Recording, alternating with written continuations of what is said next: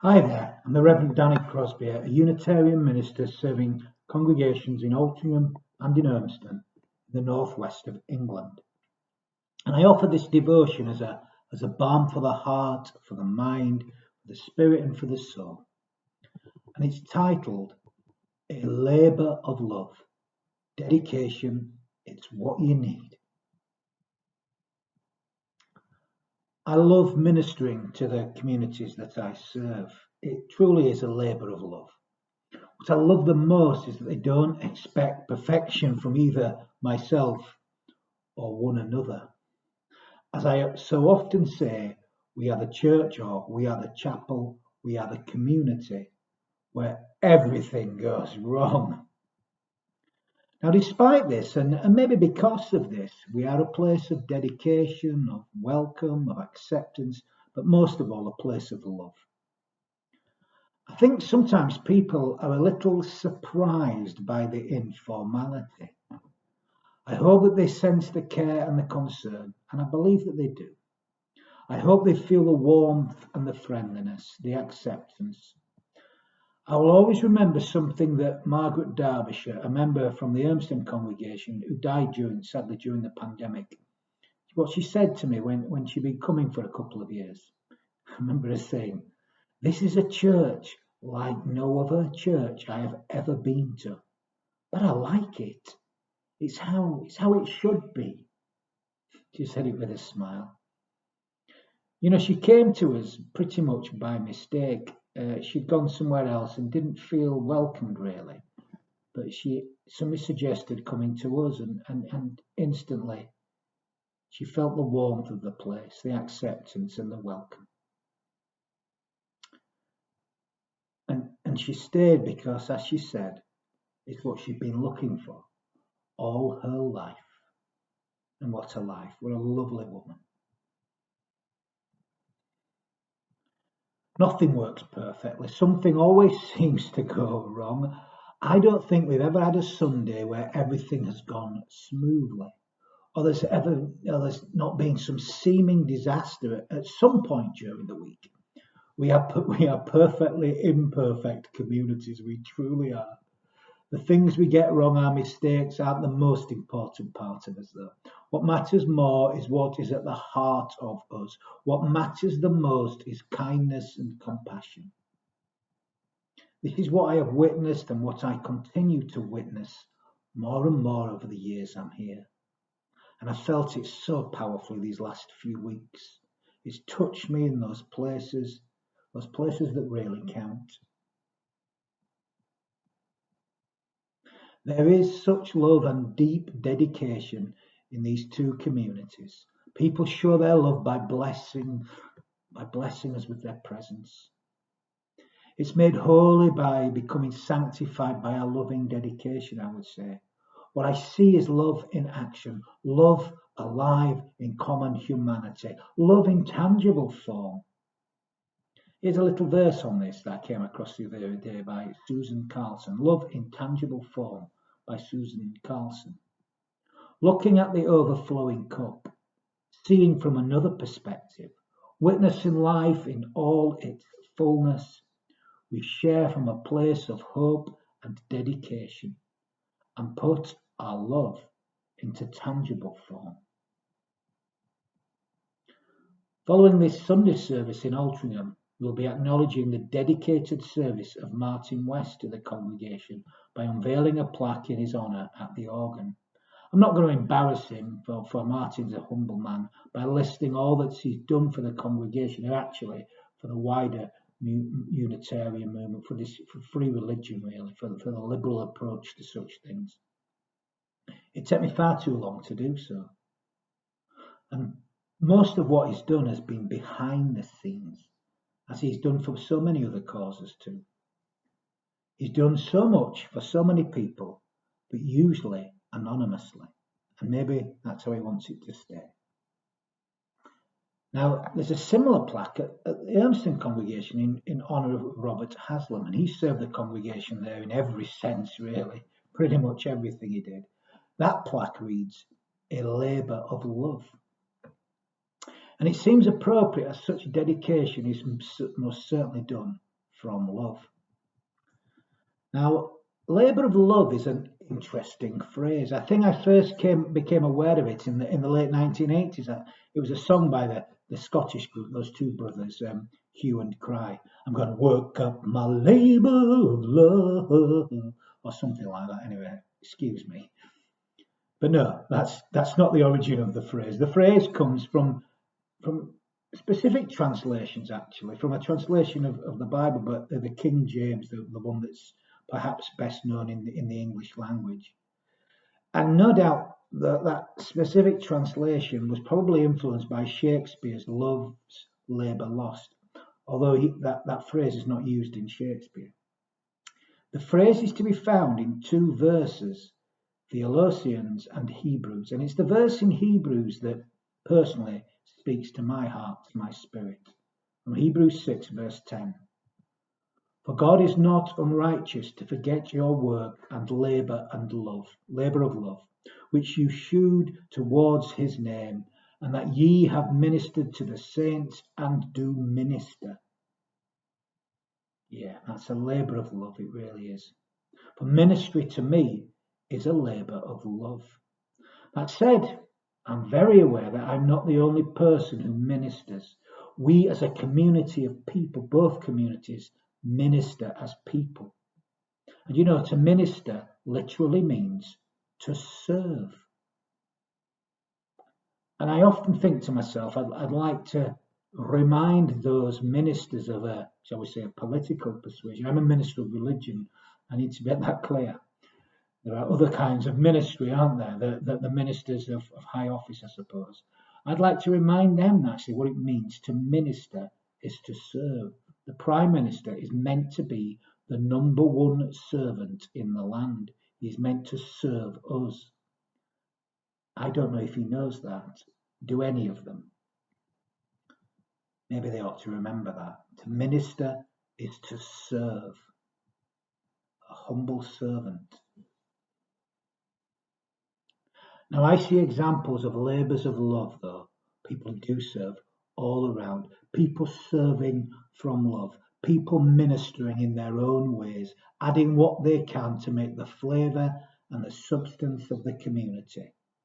What I like to call the Minestrone of Ministry, making a great soup made up of all sorts of flavours and essences and things that make the soup. You know, the word minestrone has the same root as the word minister. Both mean to serve. To minister is to serve. I've seen wonderful examples of this actually in the Urmston congregation in recent works, as folks have gone out of their way to ensure that we get the work done on the ceiling that's been a mess since the storm damage. We needed to do this so that we can function and survive and hopefully thrive again. We need to be here to offer free religious community to those who seek. People like Margaret, actually. There are many of them everywhere, I believe.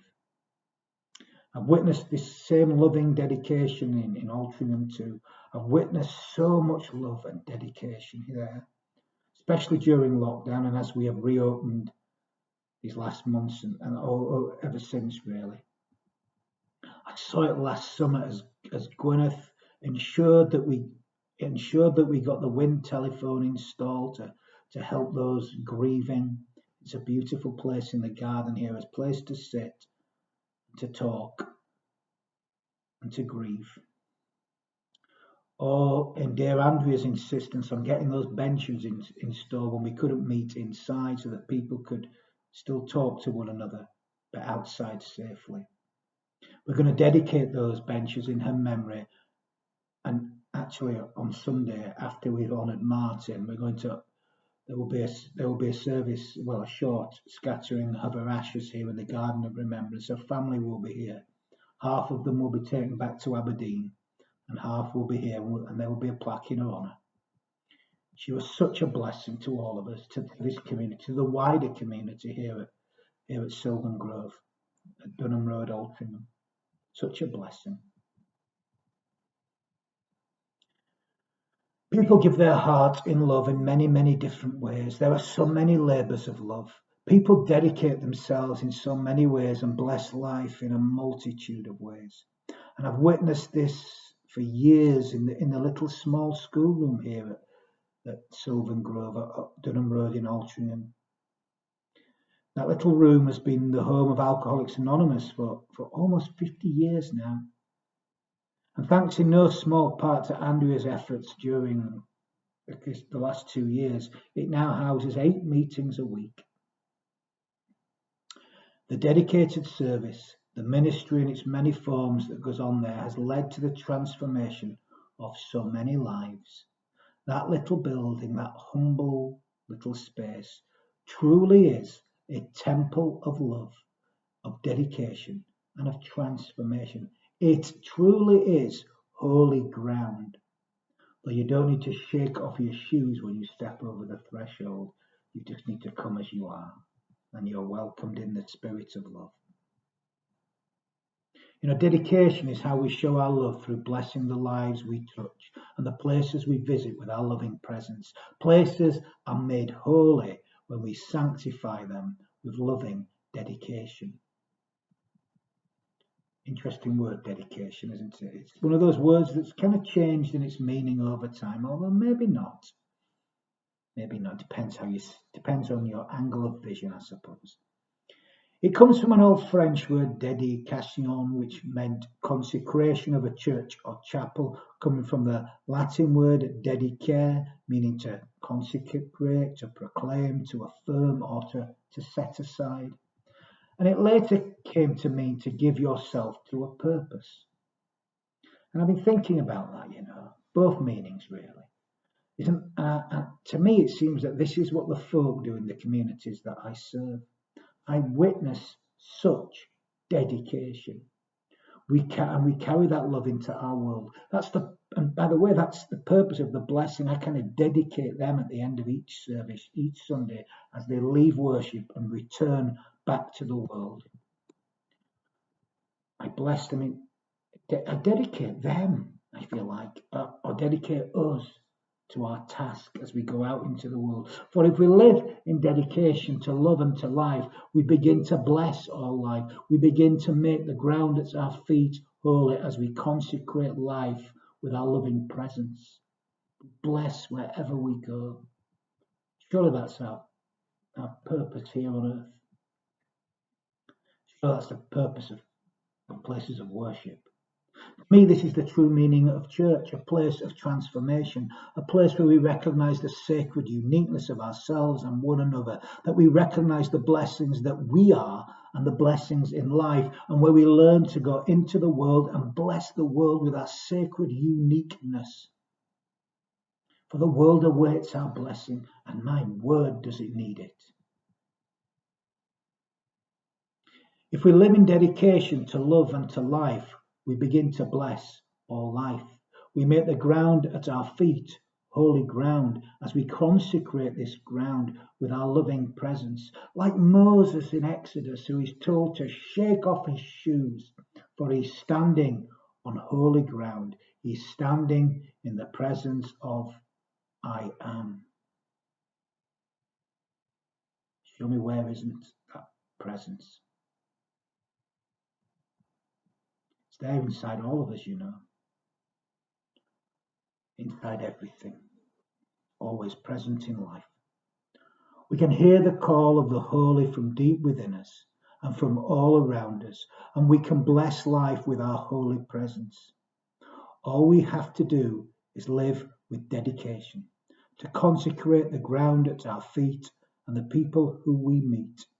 All we have to do is live with dedication and become the blessings that we've all been searching for. In so doing, we find ourselves instantly in the promised land, in that kingdom of love. And it's here now. We don't need to search for it. We just need to bear witness to it. Bless it with our loving presence, and it will bless us too. To live in dedication, all we have to do is shake off our shoes and live our lives recognizing that this truly is a holy place. Sacred living, holiness, dedication is about being fully alive. Holiness is is to live fully a life where we truly pay attention with all our being, where we give ourselves fully to it. All we have to do to awaken the holy is to truly pay attention to the world and the people around us and truly inhabit the space in which we live and we breathe and we share our being. All we have to do is come to believe that we all walk on holy ground. All we have to do is wholly live our lives. All we have to do is live our lives in dedication to the holiest of holy purposes, to live in love, to love one another, and to serve life in whatever way we can. All we need is dedication. Dedication. Dedication. Dedication. That's what you need. And if you want to be the best, and if you want to beat the rest, then dedication's what you need. Dedication's what you need. Amen. And I know that this has been a blessing in and of itself, or that was its purpose. But I'm going to end with some final words of blessing. And we can all bless. We bless when we give ourselves wholly to life and bless life with our loving presence. So some final words of blessing. May the Spirit of love open our eyes. May it shine light even upon the darkest of days. May we recognize the sacredness of one another, the sacredness of all life. May we recognize it in all time and in all spaces. May we experience, truly shake off our shoes and feel the ground at our feet. May we know that we walk on holy ground. And may we bring this sacred vision with us, and may we do so in all that we feel, in all that we think, in all that we say, and in all that we do. Amen.